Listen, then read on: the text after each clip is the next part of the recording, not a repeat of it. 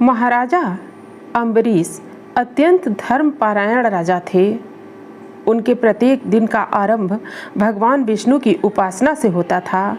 तत्पश्चात वे दान देते, स्वाध्याय करते और फिर प्रजा की समस्याओं का समाधान करने के उपरांत ही भोजन ग्रहण करते थे।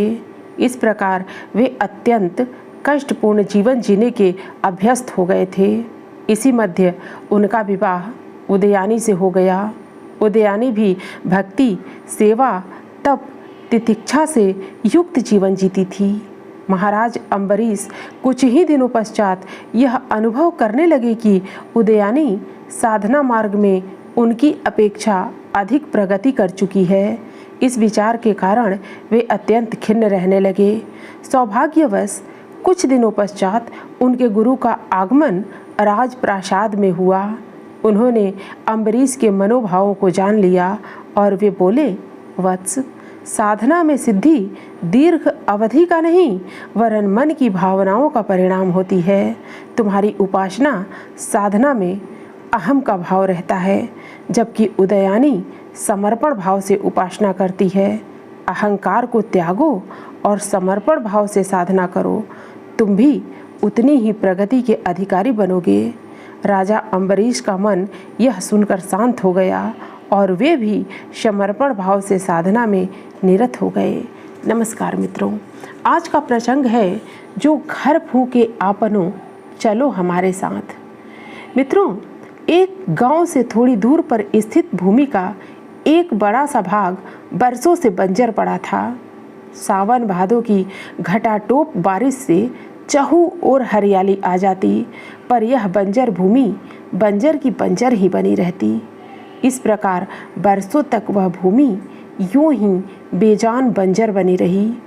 एक दिन उसी गांव के एक कुशल किसान की नज़र उस भूमि पर गई। उसने उसमें हरियाली लाने की सोच ली। खूब जुताई की, सिंचाई की, बीज बोए, पर सारा प्रयास निष्फल रहा।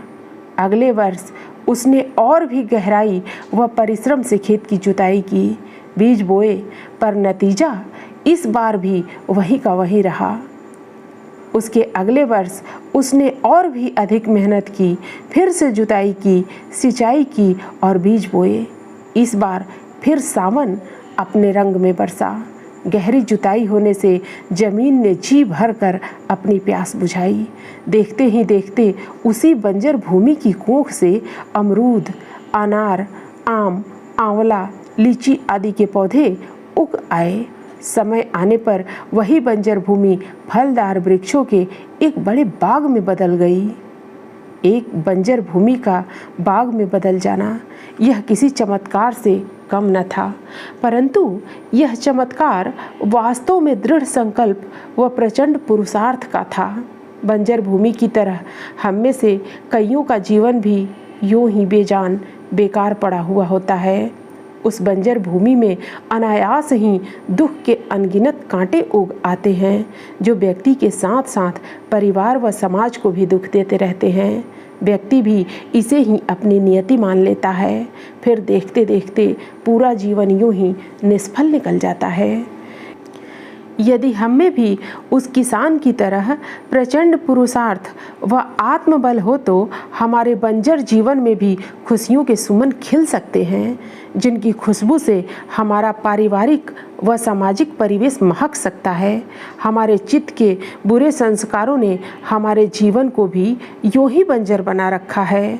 यदि चित्त की गहराई से जुताई की जाए, बुरे संस्कारों की खरपतवार निकाल कर फेंक दी जाए, सद्गुणों के बीज बो दिए जाएं, तो चित्त की इस बंजर भूमि को हमेशा हमेशा के लिए एक सुंदर गुलशन में बदला जा सकता है। इसी चित्त भूमि में ध्यान व समाधि की महान घटना घट सकती है। इसमें सत्य, प्रेम, करुणा, सेवा, संवेदना, क्षमा आदि के रंग बिरंगे सुमन खिलाए जा सकते हैं। इस चित्त भूमि में काम, क्रोध, मद, मोह, दुर्भाव, द्वेष आदि के बीज रहते ऐसा संभव ही कहाँ है। ऐसा करना निश्चित ही आसान नहीं है, क्योंकि यह बदलाव दिखावे व अभिनय से संभव नहीं है। कॉस्मेटिक साधनों के द्वारा हम पल भर में ही अपने बाह्य रूप में बदलाव ला सकते हैं, पर आंतरिक बदलाव में, आंतरिक रूपांतरण में ये साधन कहाँ काम आते हैं?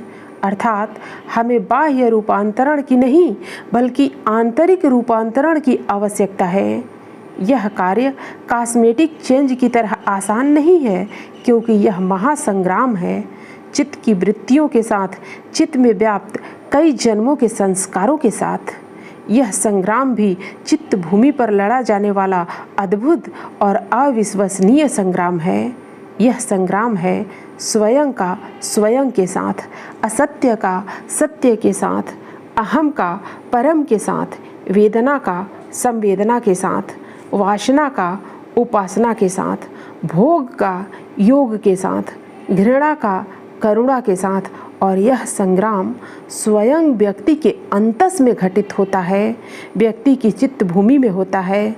इसलिए इस समर में संग्राम में उतरने का महासाहस कोई सूरमा ही कर सकता है, जो तप व ज्ञान की अग्नि से अपनी ही चित्त भूमि में आग लगाने को उद्यत है, तत्पर है। संत कबीर ऐसे ही सूरमाओं का आह्वान करते हुए कहते हैं, कबीरा खड़ा बाजार में लिए लुकाटा हाथ, जो घर फूके आपनो चलो हमारे साथ। अर्थात जो भी चित्त शुद्धि के लिए अपने चित्त में आग लगाने को तैयार हो, वो हमारे साथ चले। यदि दूर्वा घास को आप उखाड़ कर फेंक दें तो जल पीते ही वह फिर से हरी भरी हो उठती है, बार बार उग आती है। वैसे ही चित्त में व्याप्त वासनाओं, कामनाओं, इच्छाओं के बीज रह रह कर हरे भरे हो उठते हैं, पुनः उग आते हैं। अतः बिना इसके संपूर्ण सफाई के, संपूर्ण विनाश के आंतरिक रूपांतरण, बदलाव संभव ही नहीं है।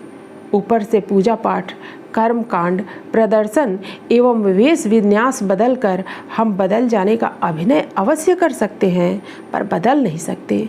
बदलने के लिए तो चाहिए चित्त में व्याप्त कर्म संस्कारों का संपूर्ण अभाव, संपूर्ण विनाश। यह बाह्योपचार पूजा पद्धति से नहीं बल्कि आंतरिक उपचार से ही संभव है। साथ ही संभव है व्यक्ति की प्रकृति के समूल रूपांतरण से, और यह रूपांतरण संभव है तप व ज्ञान से। चित्त के संस्कारों को जलाकर भस्म कर देने से।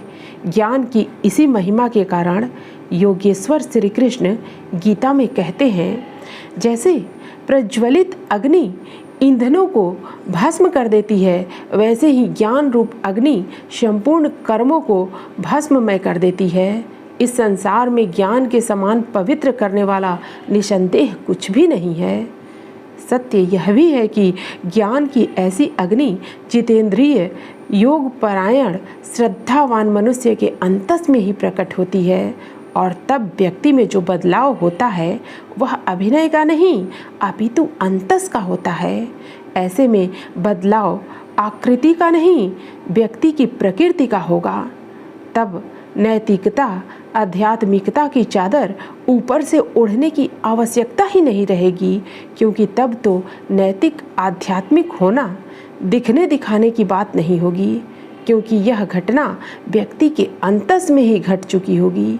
यही है असली बदलाव, यही है असली परिवर्तन, क्योंकि अध्यात्म मार्ग है अभिनय का नहीं बल्कि संपूर्ण रूपांतरण का।